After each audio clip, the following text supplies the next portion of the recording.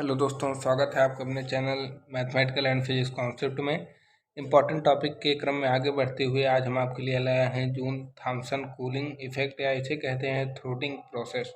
आइए दोस्तों, हम देखते हैं कि ये जूल थॉम्सन कूलिंग इफेक्ट क्या कहता है।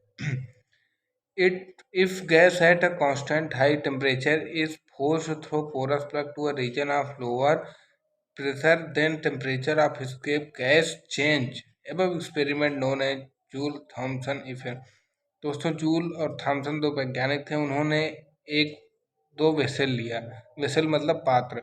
एक पात्र में इन्होंने बहुत उच्च दाब की गैस को भरा और दूसरे पात्र में इन्होंने बहुत निम्न दाब की गैस को भरा, और उन दोनों पात्रों को एक बीच में पोरस प्लग, अर्थात हम इसे समझ सकते हैं कोई निर्वात नलिका से जोड़ा, जिसमें गैस की मात्रा क्या है, शून्य है। अर्थात उस प्लग में जो उस निर्वात नलिका से जोड़ा जा रहा है उसमें गैस की कोई भी मात्रा नहीं है। तो हम पाते हैं कि जब उच्च दाब से गैस निम्न दाब की ओर जाती है तो उस पोरस प्लग में जो गैस आ जाती है उसका तापमान क्या होता है, परिवर्तित हो जाता है। यही जो चेंज ऑफ टेम्परेचर है, यही कहलाता है जूल थॉम्सन इफेक्ट। अर्थात दोस्तों, उच्च दाब से गैस जब निम्न दाब में किसी पोरस प्लग के माध्यम से प्रवेश करती है तो उस पोरस प्लग का तापमान चेंज हो जाता है। यही हमारा जूल थॉम्सन इफेक्ट कहता है। अब आइए दोस्तों, इसके लिए जानते हैं कि कितना टेम्परेचर चेंज हुआ। इसके लिए फार्मूला कौन सा है, उसे ड्राइव करते हैं। माना although there is a pressure difference of two sided of the porous plug, कह रहा है माना कि हम कोई पोरस प्लग है जिसका टेम्परेचर डिफरेंस या प्रेशर डिफरेंस टू टाइप का, the enthalpy H remain constant. परिवर्तन में जो हमारा प्रेशर परिवर्तित हो रहा है उसके बीच की एंथैल्पी है वो कांस्टेंट है। अर्थात दोस्तों, हम वैसे भी जानते हैं enthalpy pressure constant pressure difference पे, अर्थात हम प्रेशर में चेंज करते हैं तो हमारी एंथैल्पी क्या हो जाती है, वो कांस्टेंट हो जाती है। This is necessary condition. यह हमारी एक आधारभूत या आवश्यक शर्त है कि प्रेशर चेंज हो रहा है तो हमारी एंथैल्पी कांस्टेंट होगी। आगे देखते हैं। जैसा कि हमने ऊपर एक स्टेटमेंट में कहा था कि हमारी प्रेशर डिफरेंस के दौरान एंथैल्पी क्या होगी, कांस्टेंट होगी।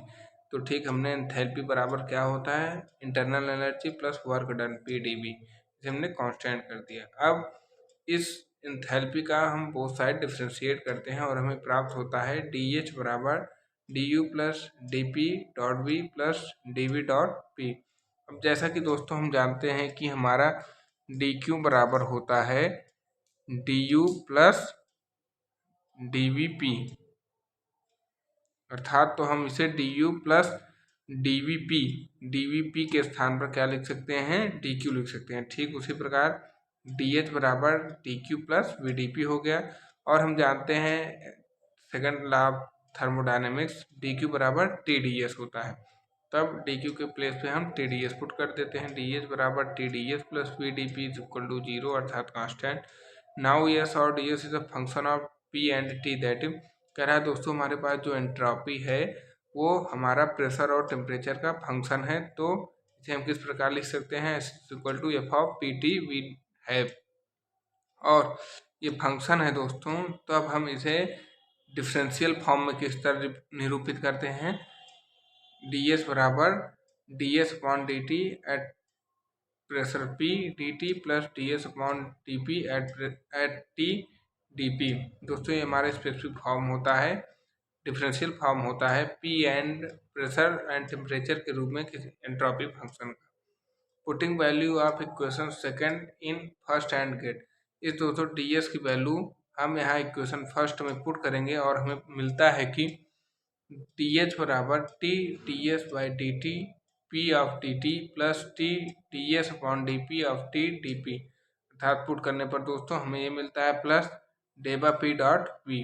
अब यहाँ पर हम T DS by DT P of DT plus इसमें दोस्तों हम DP कॉमन ले लेते हैं तो हमें मिलता है T DS by DP T plus V DP कम इज इक्वल टू 0, अर्थात constant. As we know that दोस्तों, हमारा स्पेसिफिक हीट जो होता है, जब प्रेशर कांस्टेंट होता है तो होता है CP बराबर TQ by DT of P। हम स्पेसिफिक हीट जब पढ़ रहे थे दोस्तों, मोलर स्पेसिफिक हीट, तब हमने यहाँ आपको बताया था कि CP बराबर TQ by DT at P, और डी क्यू बराबर सेकंड लॉ ऑफ थर्मोडायनेमिक्स के हिसाब से जानते हैं T D S by D T P हो गया, पी पी हो गया एट कांस्टेंट टेम्परेचर।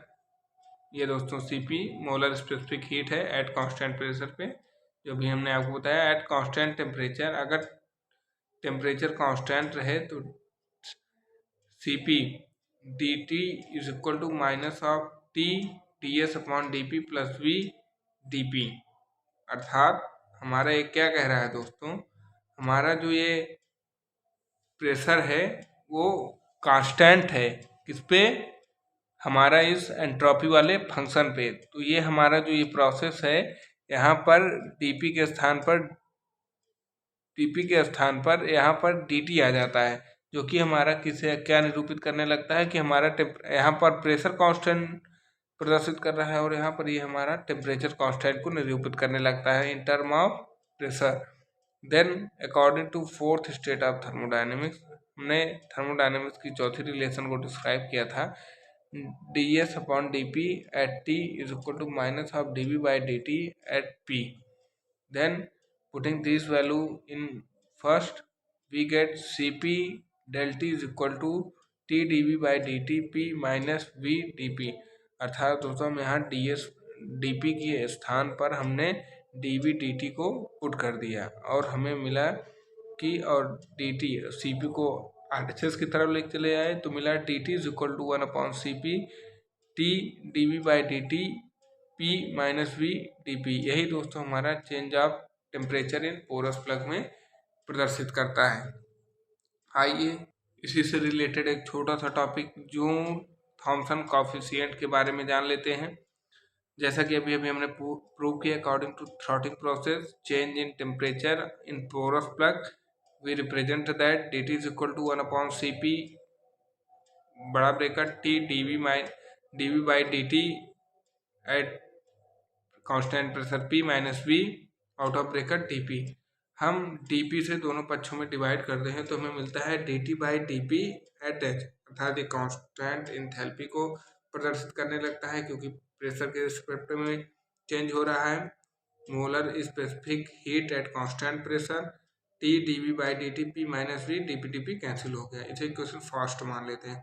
और हम मानते हैं कि dt by dP at constant enthalpy H is equal to mu, और dV बाई dt बराबर अल्फा V हमने कंसीडर कर लिया, और हमने अल्फा बराबर 1 upon V dV by dt माना।